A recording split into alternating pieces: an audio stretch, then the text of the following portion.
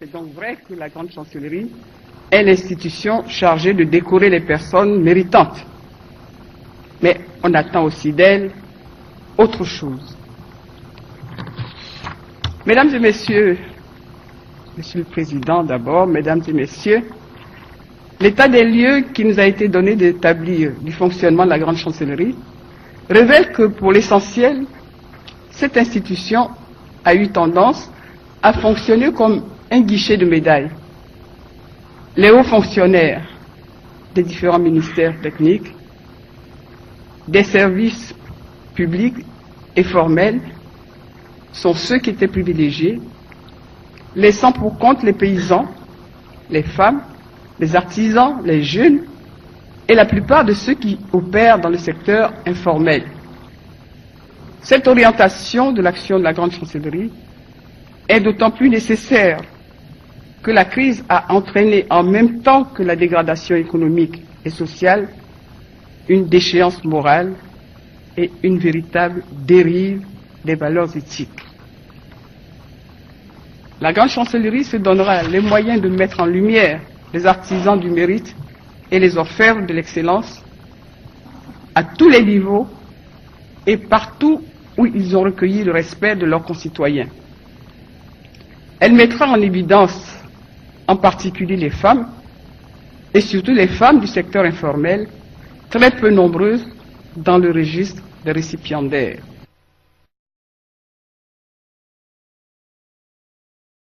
Sont présents le Premier ministre Guillaume Kibafori-Soro, les ministres du gouvernement, les présidents d'institutions, les membres du corps diplomatique et de nombreux invités. Il est 10 heures précises quand le président de la République fait son entrée dans la salle.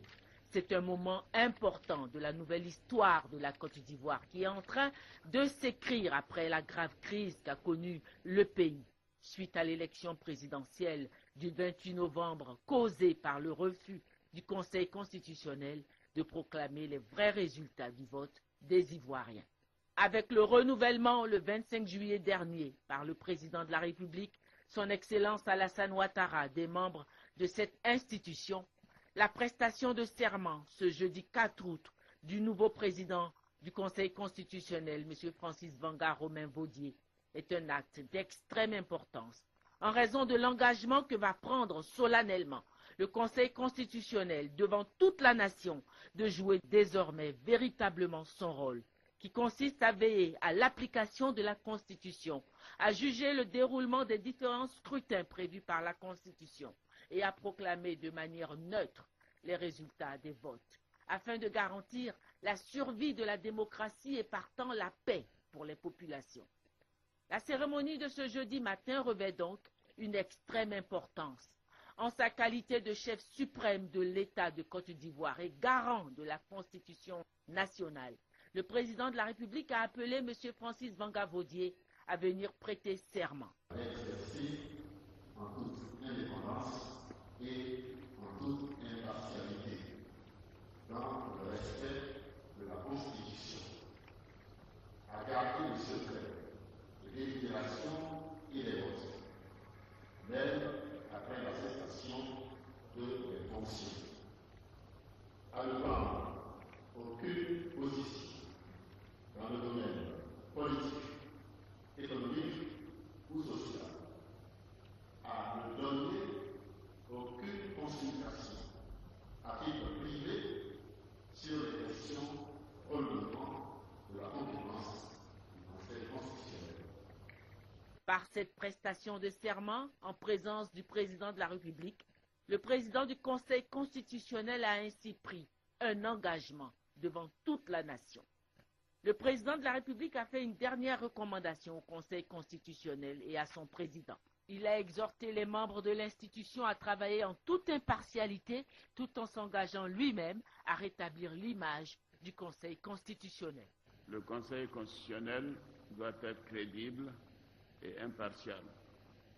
Quelle que soit sa composition, il doit acquérir et maintenir une légitimité par la qualité de ses décisions, par la qualité du service qu'il rend à la nation. L'exigence d'impartialité commande qu'aucune décision du Conseil constitutionnel ne puisse être suspectée d'avoir été rendue pour des raisons autres que juridiques. Même en temps de crise grave, il a le devoir de rappeler les exigences et les fondements de l'état de droit. Notre passé récent nous a démontré qu'une décision de justice, lorsqu'elle ne repose pas sur des bases juridiques véritables, peut avoir des conséquences graves. À ma qualité de garant de la Constitution, je veillerai à ce que le Conseil constitutionnel accomplisse sa mission de contrôle de la constitutionnalité des lois, des ordonnances, des règlements de l'Assemblée nationale et des engagements internationaux de notre pays. Cela en toute indépendance et dans le respect des règles en vigueur. Après la cérémonie, le président du Conseil constitutionnel a reçu les félicitations du président de la République, du Premier ministre, des nombreux invités. Agrégé en droit, éminent constitutionnaliste, M. Francis Vangar-Romain-Vaudier se dit très conscient de l'importance de la mission dont il est investi. C'est un moment important,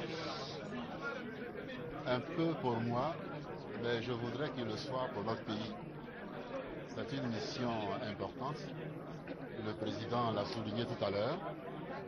Le Conseil constitutionnel occupe une position éminente dans l'État, en étant chargé de certains contrôles, et deux contrôles essentiels, le contrôle des élections et le contrôle de constitutionnalité des lois. Il appartient au Conseil de jouer pleinement son rôle en étant un organe indépendant et impartial, soucieux de faire triompher la volonté du peuple à travers la loi. Et c'est ce que je voudrais réaliser comme mission. Et j'entends le faire pleinement. Avant de quitter le palais présidentiel, le président du Conseil constitutionnel a reçu les honneurs militaires. Après la prestation de serment du président du Conseil constitutionnel, ce jeudi 4 août, les autres membres de l'institution prêteront à leur tour serment vendredi 5 août au siège du Conseil constitutionnel.